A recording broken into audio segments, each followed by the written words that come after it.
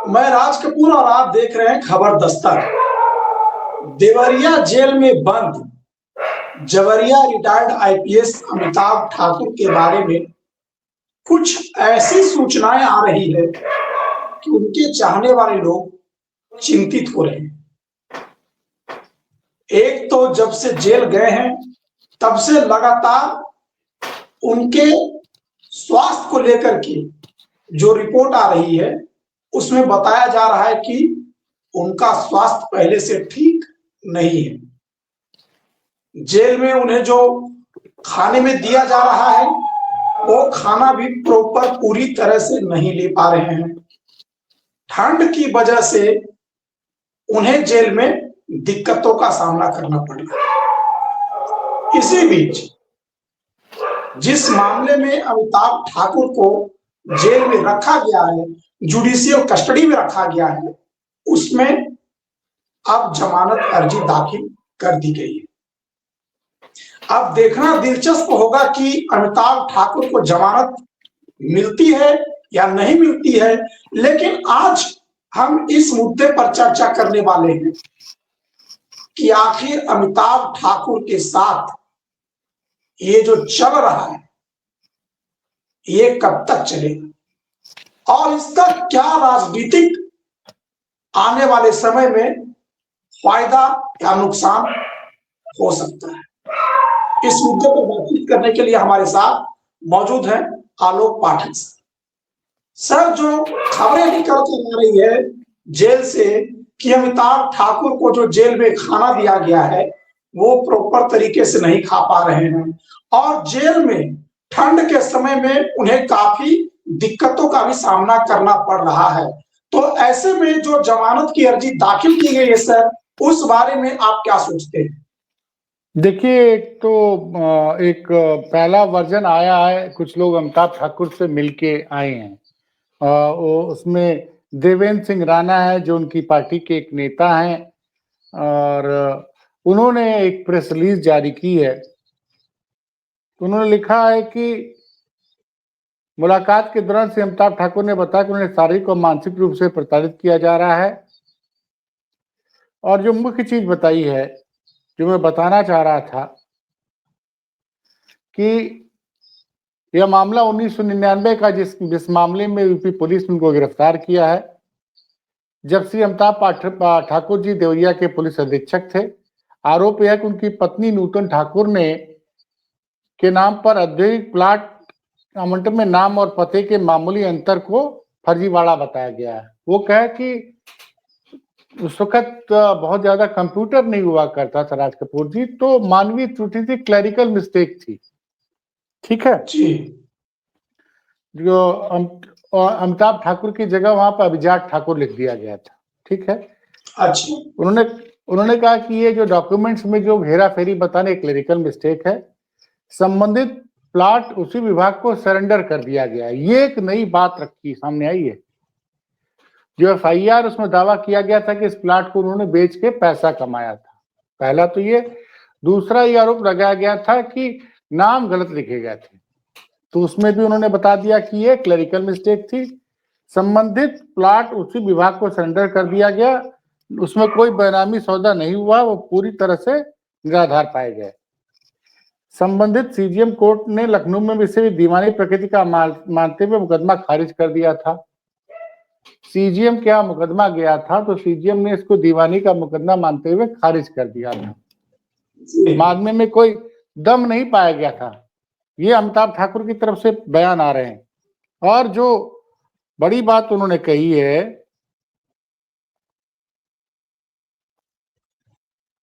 एक मिनट रुकिए जरा, वो मैं खोल लूं फिर से,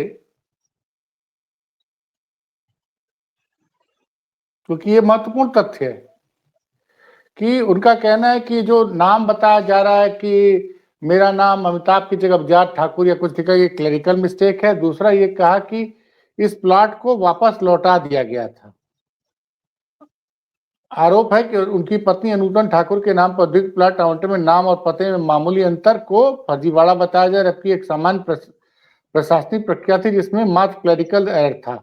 संबंधित प्लाट उसी विभाग को सरेंडर कर दिया गया था, न कोई बनामी सौदा व न कोई लाभ कमाया गया है। 1919 में भी जिलाधिकारी एवं 3 सदस्यीय समिति की जांच में पूरे आरोप पूरी तरह से निराधार पाए गए हैं। मतलब योगी सरकार आने के बाद जांच कराई गई है, क्योंकि वो लगातार सवाल पूछते रहे हैं। तो उन्होंने कहा कि 2019 में जो जिलाधिकारी और 3 सदस्य कमेटी ने इस पूरे आरोप को निराधार पाया गया था। संबंधित सीजीएम कोर्ट लखनऊ ने भी इसे दीवानी प्रकृति का मामला होते GCRPC 156(3) के तहत मुकदमा खारिज कर दिया था। 2019 में मुकदमा दर्ज कराने की कोशिश की गई थी, लेकिन मुकदमा सीजीएम ने खारिज कर दिया था। इसके बावजूद सितंबर 2025 में अचानक लखनऊ के तालकटोरा थाने में FIR दर्ज कराई गई। फिर बिना क्षेत्राधिकारी के जांच को देवरिया ट्रांसफर किया गया। मतलब FIR दर्ज हो रही है लखनऊ के तालकटोरा थाने में और लखनऊ के, और इसको ट्रांसफर कर दिया गया देवरिया। वहां भी देवरिया पुलिस के मना करने के बावजूद जांच नहीं की।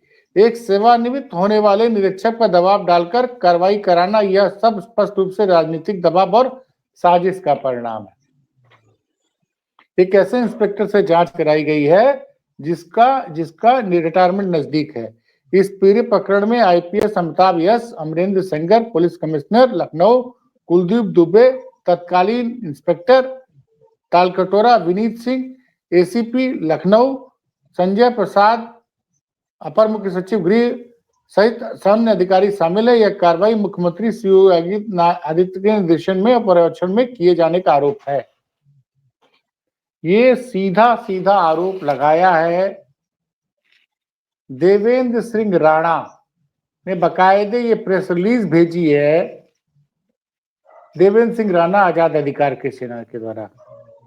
और ये भी बोला गया है कि जब वो मिलने गए तो उनको चोट लगी थी। आज सुनिए उनका जो बयान है।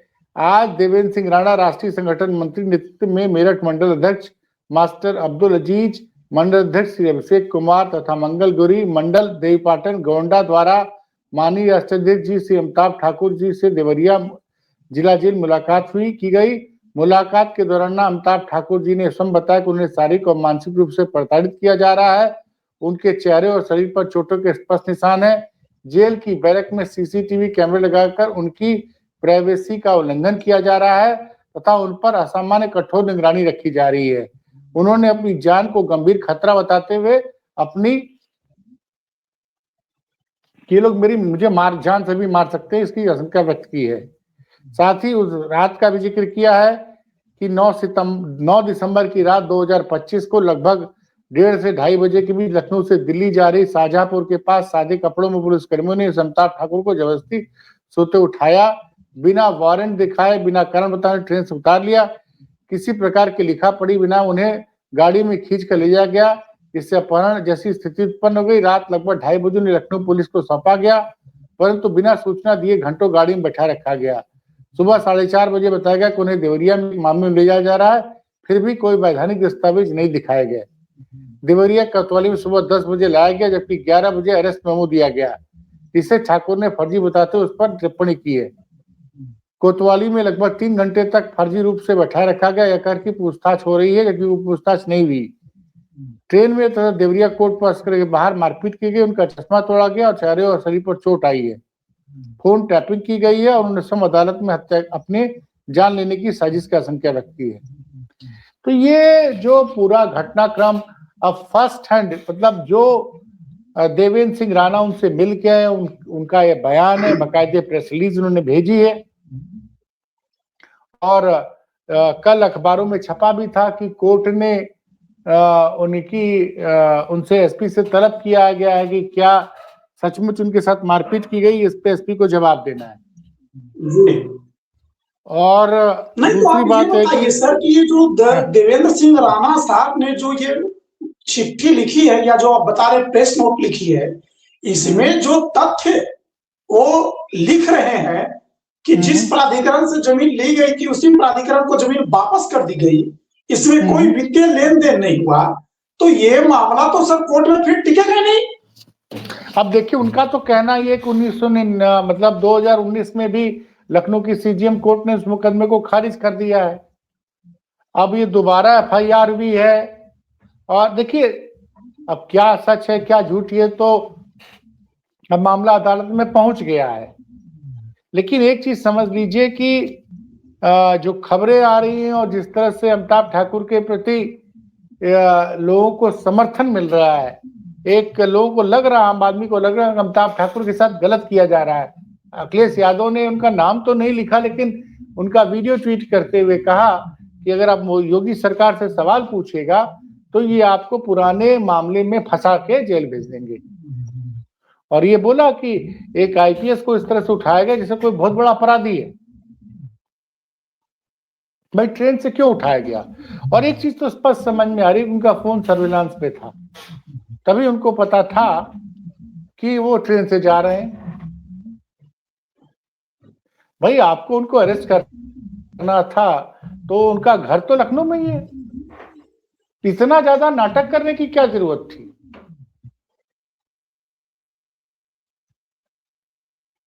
जब लखनऊ से निकले हैं दिल्ली के लिए, भाई हमने इंटरव्यू किया उस दिन 7 तारीख को शाम को हमने इंटरव्यू किया सी चैनल पे। तो जब लखनऊ में इंटरव्यू दे रहे थे तो आवाज पे क्यों नहीं गिरफ्तार कर लिया गया? इतना ड्रामेटाइज, क्या वो कोई अपराधी थे कि भाग रहे थे?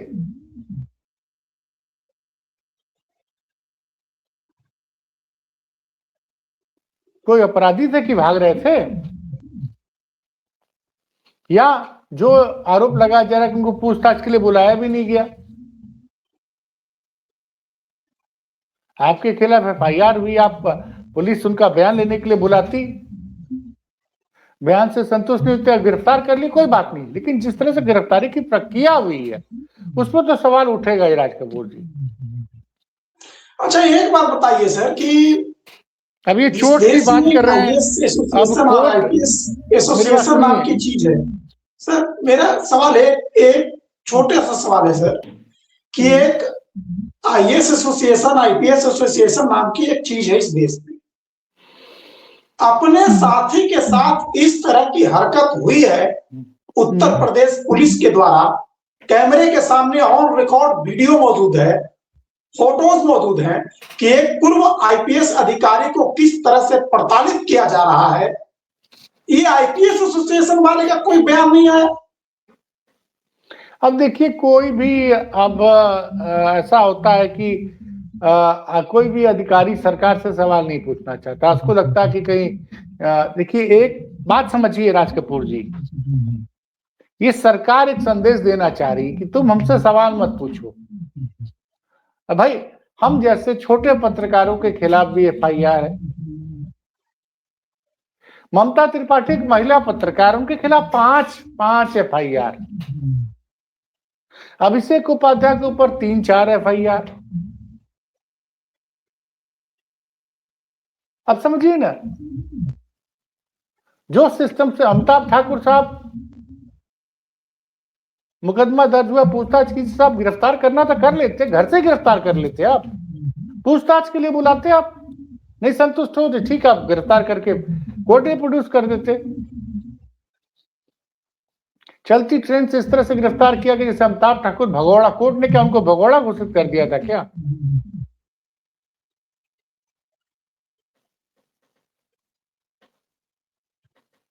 भाई किसी ने एफआईआर दर्ज कराई, आप जांच कीजिए, आप संतुष्ट नहीं हो रहे हैं आप ले जाइए कोर्ट में प्रोड्यूस कीजिए। कोर्ट ने उनको जेल भेजा है ना, जेल भेज दिए, ठीक है, उसका जमानत अपनी मर्जी लगेगी। लेकिन ये संदेश दिया जा रहा है कि तुम सवाल मत पूछो।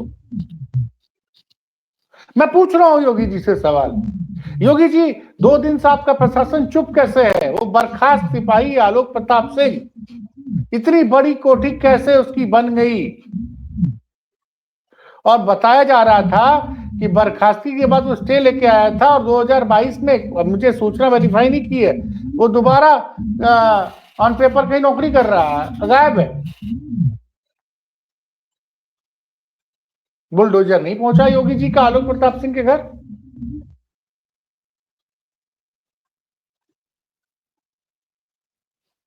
आप अमिताभ ठाकुर का घर जाके देखिए, मैं कल जाऊंगा, शूट करके लाऊंगा और दोनों तस्वीर लगाऊंगा। जनता देखे एक बर्खास्त सिपाही जिसका नाम आलोक प्रताप सिंह है, उसका मकान इसी योगी सरकार में ही बना है।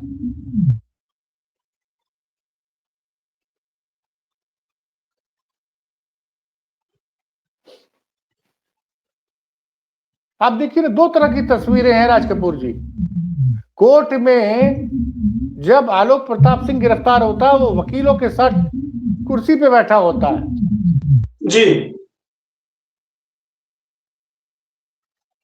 और अमिताभ ठाकुर को मीडिया से बात नहीं करने दिया जाता। और आलोक प्रताप सिंह को जब कोर्ट ले जाया जा रहा था तो पुलिस और वकील उनके पीछे ऐसे खड़े थे जैसे किसी मेहमान नवाजी किया जा रहा है। वो भी तस्वीर हम लोगों ने देखी है। उसका देखिए, बात समझिए ना, तो सब देख रही जनता क्या हो रहा है। ये मीडिया रिपोर्ट है कि कोर्ट ने उनकी मेडिकल रिपोर्ट पे एसपी से जवाब मांगा है। जी,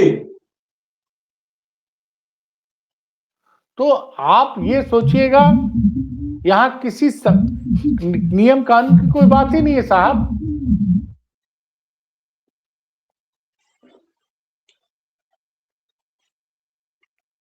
अच्छा, एक चीज, एक जो नई रिपोर्ट जेल से निकल कर आ रही है सर, कि अमिताभ ठाकुर जब से जेल गए हैं, उन्होंने जाते ही पहले तो जेल प्रशासन से एक कलम और 60-70 पेज A4 साइज की पेपर जिसमें फोटोकॉपी होता है, वो पेपर और कलम मांगा था उन्होंने। जब से वो आए हैं तब से वो लगातार कुछ न कुछ, जिस वक्त खाली रहते हैं वो पेपर पर कुछ लिखते रहते हैं, खाना खाते हैं उसके बाद ही वो लिखते रहते हैं। अब बताया जा रहा है कि अमिताभ ठाकुर देवरिया में पहले 2 साल एसपी रह चुके हैं और एसपी रहने के दौरान वो देवरिया जेल में जिसमें बंद है उसका निरीक्षण भी कर चुके हैं। तो क्या पेन और पेपर से वो कोई रिपोर्ट तैयार कर रहे हैं या जेल के अंदर जो खामियां है उस रिपोर्ट को बना रहे हैं, कि ऐसी रिपोर्ट जो जेल के अंदर जब तक है, मान लीजिए जो पढ़ा लिखा व्यक्ति होता है वो तो समय का सदुपयोग करता है, तो कहीं कुछ ऐसी रिपोर्ट तो तैयार नहीं हो रही है कि जब वो जेल से बाहर आएंगे तो जेल की कोई रिपोर्ट आ जाए। अब देखिए, क्या आएंगे क्या नहीं आएंगे तो बात का मुद्दा है, लेकिन सवाल कई सारे हैं। जनता जानना चाहती है। वो 15 तारीख को आप बता रहे हैं कि एप्लीकेशन फाइल हो गई है, कल संडे का दिन है, 15 को देखते हैं जमानत पे क्या फैसला आता है। लेकिन फिलहाल ये एक पूरे उत्तर प्रदेश में आम जनमानस को लग रहा है कि एक आदमी जो मैं बता रहा हूँ, योगी आदित्यनाथ ने अमिताभ ठाकुर को एक बड़ा नेता बना दिया। लिख के रख लीजिए, आप लिख के रख लीजिए।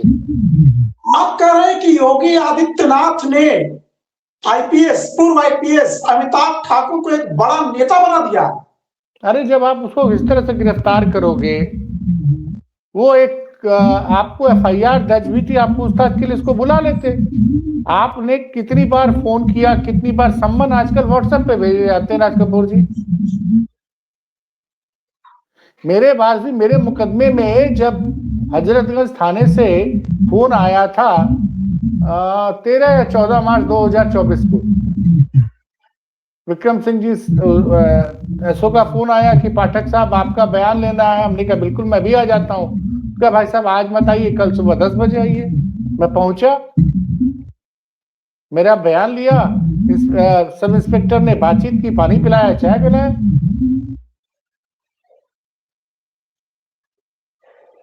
तो उसके बाद मैं चला आया। पुलिस को जो चार्जशीट भेजनी थी भेज दिया कोर्ट में। आप इस तरह से अमिताभ ठाकुर के साथ इस तरह की गिरफ्तारी दिखाएंगे? वो भाग रहे थे कहीं, ट्रेन से क्यों उठाया गया? अगर आप फोन सर्विलांस भी कर रहे थे तो ये आपको पता था कि अमिताभ ठाकुर जा रहे हैं, स्टेशन रिजर्वेशन है 4 लखनऊ में, स्टेशन पे उठा सकते थे।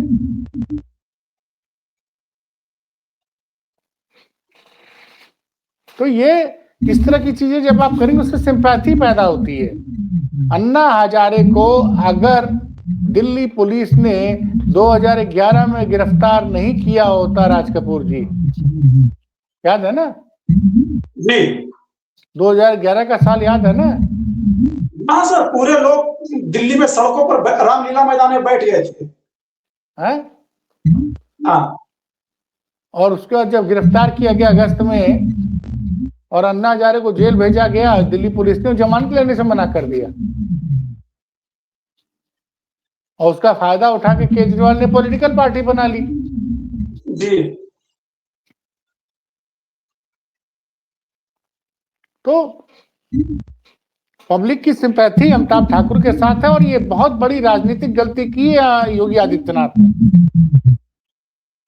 ये योगी आदित्यनाथ ने गलती की है कि उनके आसपास के अधिकारियों ने जाने अनजाने में उनसे ये गलती करवा दी है। भैया ये तो योगी आदित्यनाथ को अपने विवेक से निर्णय लेना चाहिए ना कि अगर कोई आदमी, कोई पत्रकार या कोई एक्टिविस्ट, विसल ब्लोअर अगर उनको सरकार के बारे में सवाल पूछ रहा है तो उनका दुश्मन नहीं है,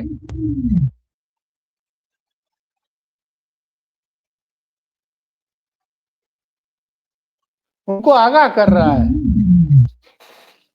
तो मैं नहीं मानता, मैं नहीं कहता हूं कि इसके लिए दोषी अमिताभ यश हैं कि संजय प्रसाद है कि अमरीश सिंह जो लखनऊ के पुलिस, बिल्कुल किसी का दोष नहीं है। दोष अगर इन बातों की जानकारी मुख्यमंत्री को नहीं तो ये उनकी कमी पर दर्शाती है, क्योंकि गृह मंत्री भी वही है।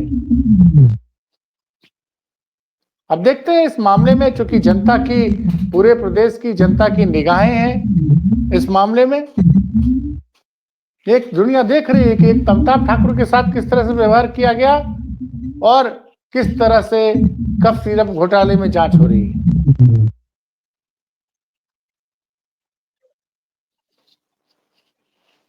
मुझे याद आ रहा है सर, मैं आखिरी एक सवाल लूंगा बस, कि आपने इसी चैनल पे उत्तर प्रदेश के पूर्व डीजीपी का एक इंटरव्यू किया था, तो उस इंटरव्यू में वो बोले थे कि अधिकारी आपको चुनाव हरवा तो सकता है, जिता नहीं सकता। उस पर आपने इंटरव्यू किया था और वो खबर चली थी, तो उन्होंने जो बात बोली थी, जब उनको ये बात पता है तो क्या ये बात योगी आदित्यनाथ को नहीं पता कि अधिकारी चुनाव हरवा तो सकते हैं, जितवा नहीं सकते?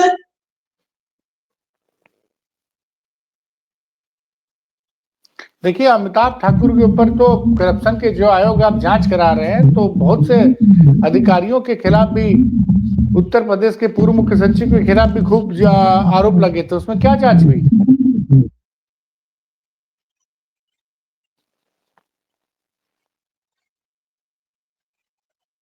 पेपर लीक घोटाले का आरोप लगा था कि पेपर लीक का मास्टरमाइंड कौन है, एक पार्टी के विधायक के ऊपर लगा था। आज तक उस मामले में क्या जांच हुई? क्योंकि वो उस पार्टी का विधायक है जिस पार्टी की सरकार, जिस पार्टी में आपके साथ सरकार में गठबंधन में शामिल है।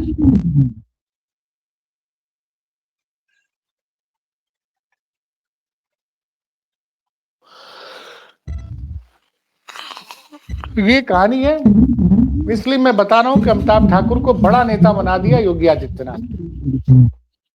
चलिए अब देखते हैं सर कि इस मामले में आगे क्या होता है। फिलहाल तो अमिताभ ठाकुर जेल में है और जमानत की अर्जी दाखिल कर दी गई है। उन्हें जमानत मिलता है नहीं मिलता ये तो अदालत में तय होना है, लेकिन जैसा कि आप कह रहे हैं कि योगी आदित्यनाथ ने अमिताभ ठाकुर को गिरफ्तार करके एक बड़ा नेता बना दिया है, तो लोकतंत्र में जनता मालिक होती है, जनता ही फैसला करती है। तो जनता की अदालत में जब योगी आदित्यनाथ का फैसला होगा तो जनता क्या फैसला लेगी, इसका भी इंतजार उत्तर प्रदेश की जनता को है। कोई और खबर आएगी तो आपके सामने हम जरूर आएंगे। तब तक के लिए हमें इजाजत दीजिए। नमस्कार।